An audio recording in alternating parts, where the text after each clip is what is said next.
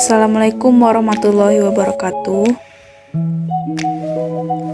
Hai guys, perkenalkan, nama saya Tasa Gustika dengan NIM A1C222013, kelas R003, mata kuliah Belajar dan Pembelajaran Matematika dengan dosen pengampu yaitu Ibu Noverma SPD MPD. Baiklah, tujuan pembuatan video ini yaitu untuk memenuhi tugas UAS Belajar dan Pembelajaran Matematika dengan dosen pengampu Ibu Noverma SPD MPD, Prodi Pendidikan Matematika Universitas Jambi. Baiklah, langsung saja. Di sini saya akan menjelaskan materi tentang pendekatan pembelajaran matematika beserta aplikasi dalam pembelajaran. Di sini saya akan menjelaskan tentang pengertian pendekatan pembelajaran matematika. Pendekatan pembelajaran matematika berasal dari bahasa Inggris yaitu approach yang artinya pendekatan. Kemudian, dalam pengajaran pendekatan approach diartikan sebagai a way of beginning something atau cara memulai sesuatu. Oleh karena itu, pengertian pendekatan dapat diartikan sebagai cara memulai pembelajaran. Dan dapat diartikan lebih luas lagi, pendekatan berarti seperangkat asumsi mengenai cara belajar mengajar. Pendekatan juga merupakan titik awal dalam memandang sesuatu filsafat atau keyakinan yang kadang sulit membuktikannya. Pendekatan pembelajaran matematika bersifat aksiomatis yang artinya bahwa kebenaran teori yang digunakan tidak dipersoalkan lagi.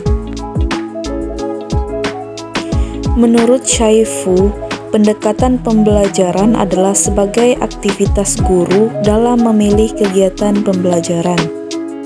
Pendekatan pembelajaran juga merupakan suatu konsep atau prosedur yang digunakan dalam membahas suatu bahan pembelajaran untuk mencapai tujuan pembelajaran.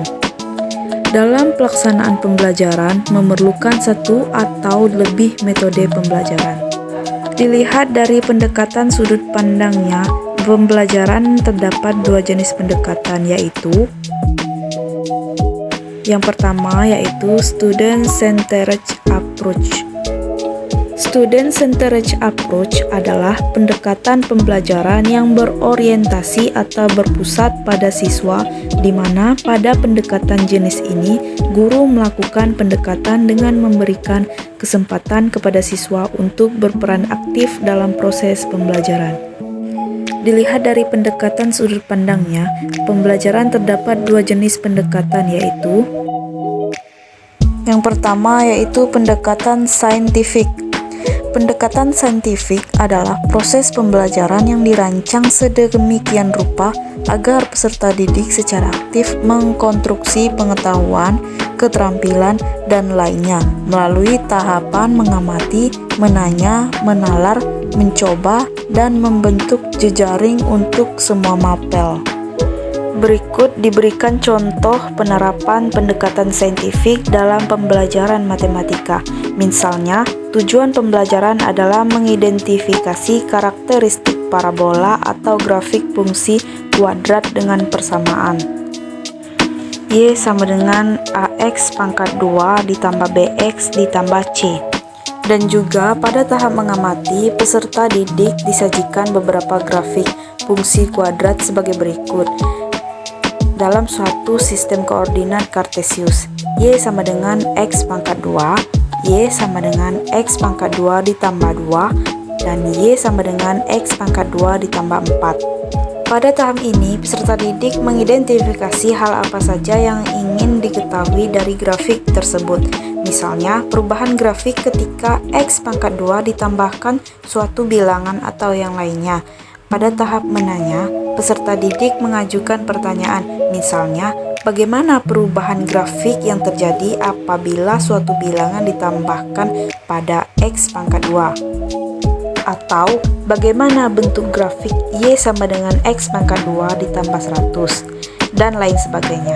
Bagaimana perubahan grafik yang terjadi apabila X pangkat 2 dikalikan dengan suatu bilangan positif atau negatif dan ditambahkan dengan suatu bilangan positif.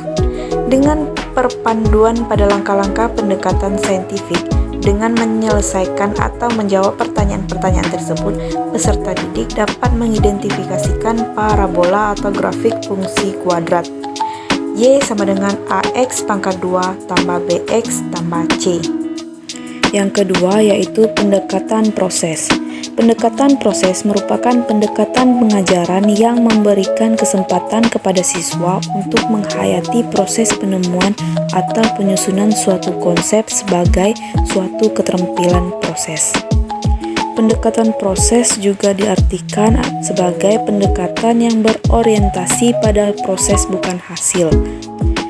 Pada pendekatan ini, peserta didik diharapkan benar-benar menguasai proses. Pendekatan ini penting untuk melatih daya pikir atau mengembangkan kemampuan berpikir dan melatih psikomotor peserta didik. Pembelajaran juga diarahkan pada bagaimana memperoleh hasil belajar atau bagaimana proses mencapai tujuan pembelajaran yang diharapkan terpenuhi. Untuk mencapai tujuan di atas, terdapat sejumlah prinsip yang harus Anda pahami. Meliputi yang pertama yaitu kemampuan mengamati. Contohnya, siswa mengamati benda-benda yang berbentuk lingkaran. Yang kedua, kemampuan menghitung. Contohnya, siswa menghitung garis tengah yang diperlukan untuk keliling suatu lingkaran. Yang ketiga, yaitu kemampuan mengukur. Contohnya, siswa mengukur panjang garis tengah lingkaran. Yang keempat, kemampuan mengklasifikasikan. Contohnya, siswa mengelompokkan benda-benda yang berbentuk lingkaran dengan yang bukan. Yang kelima yaitu kemampuan menemukan hubungan. Contohnya, siswa menentukan waktu yang dibutuhkan oleh siswa lain yang dapat menempuh lintasan lapangan berbentuk lingkaran dengan garis tengah dan waktu tertentu.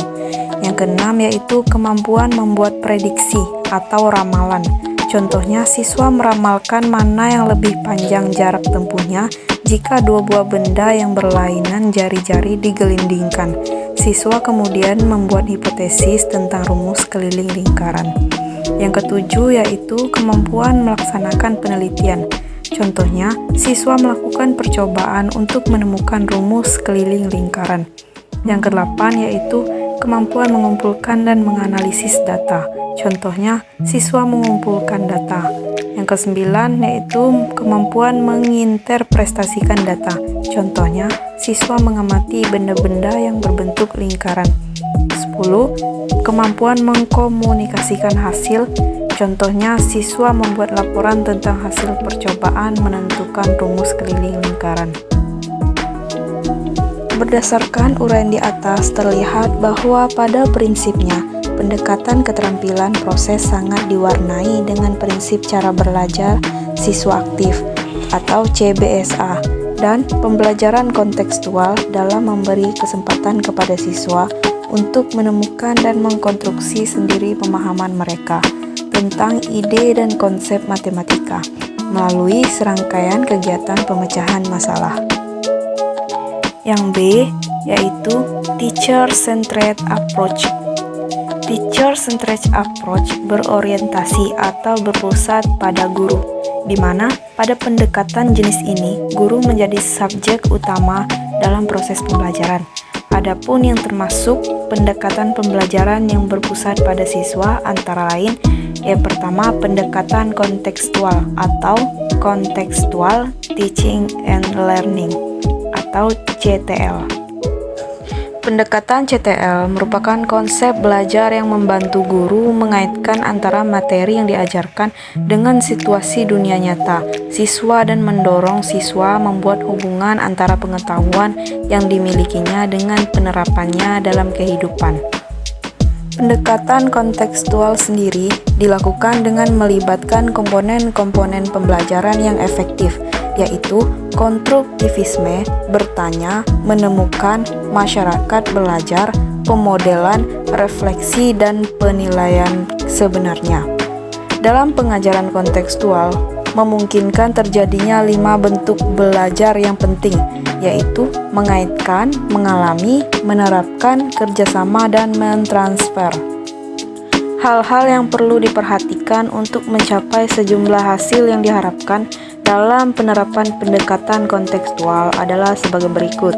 Yang pertama, guru yang berwawasan. Maksudnya yaitu guru yang berwawasan dalam penerapan dan pendekatan materi dalam pembelajaran. Dalam hal ini, guru harus bisa mencari materi pembelajaran yang dijiwai oleh konteks, perlu disusun agar bermakna bagi siswa. Yang kedua yaitu strategi, metode, dan teknik belajar dan mengajar. Dalam hal ini adalah bagaimana seorang guru membuat siswa bersemangat belajar yang lebih konkret, yang menggunakan realitas, lebih aktual, nyata, dan sebagainya. Yang ketiga yaitu media pendukung pembelajaran kontekstual seperti peralatan dan perlengkapan laboratorium, tempat praktek, dan tempat untuk melakukan pelatihan perlu disediakan. Yang keempat yaitu proses belajar dan mengajar. Hal ini ditunjukkan oleh perilaku guru dan siswa yang bernuansa pembelajaran kontekstual. Yang kelima yaitu kancah pembelajaran. Hal ini perlu dipilih sesuai dengan hasil yang diinginkan. Yang keenam yaitu penilaian atau evaluasi otentik. Perlu diupayakan karena pada pembelajaran ini menuntut pengukuran prestasi belajar siswa dengan cara-cara yang tepat dan variatif, tidak hanya dengan pensil atau paper test. Yang kedua yaitu pendekatan deduktif. Pendekatan deduktif merupakan cara menarik kesimpulan dari hal yang umum menjadi ke hal yang khusus. Dalam pendekatan deduktif, tidak menerima generalisasi dari hasil observasi seperti yang diperoleh dari penalaran deduktif. Dasar penalaran deduktif adalah kebenaran suatu pernyataan haruslah didasarkan pada pernyataan sebelumnya yang benar.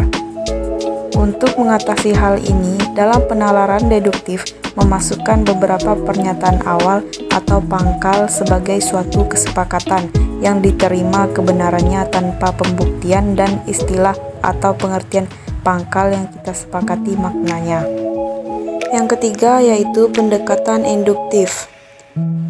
Pendekatan induktif pada awalnya dikemukakan oleh filosof Inggris Prancis Bacon 1561 yang menghendaki agar penarikan kesimpulan didasarkan atas fakta-fakta yang konkret sebanyak mungkin. Berpikir induktif ialah suatu proses berpikir yang berlangsung dari khusus menuju ke umum. Menurut Purwanto, tepat atau tidaknya kesimpulan atau cara berpikir yang diambil secara induktif tergantung pada representatif atau tidaknya sampel yang diambil mewakili fenomena keseluruhan. Dalam konteks pembelajaran, pendekatan induktif berarti pengajaran yang bermula dengan menyajikan sejumlah keadaan khusus kemudian dapat disimpulkan menjadi suatu konsep, prinsip, atau aturan. Yang keempat yaitu pendekatan spiral. Pendekatan spiral merupakan suatu konsep tidak diajarkan dari awal sampai akhir secara sebagian-sebagian, berulang-ulang atau dalam selang waktu yang terpisah-pisah. Yang kelima yaitu pendekatan konstruktivisme. Konstruktivisme merupakan landasan kontekstual, yaitu pengetahuan dibangun sedikit demi sedikit yang hasilnya diperluas melalui konteks yang terbatas dan tidak dengan tiba-tiba. Pengetahuan bukanlah seperangkat fakta-fakta, konsep, atau kaidah yang siap untuk diambil dan diingat. Tetapi manusia harus mengkonstruksi pengetahuan itu dan memberi makna melalui pengalaman nyata. Siswa itu perlu dibiasakan untuk memecahkan masalah, menemukan sesuatu yang berguna bagi dirinya, bergelut dengan ide-ide, yaitu siswa harus mengkonstruksi pengetahuan di benak mereka sendiri. Pembelajaran berdasarkan konstruktivisme berusaha untuk melihat dan memperhatikan konsepsi dan persepsi siswa dari kacamata siswa sendiri.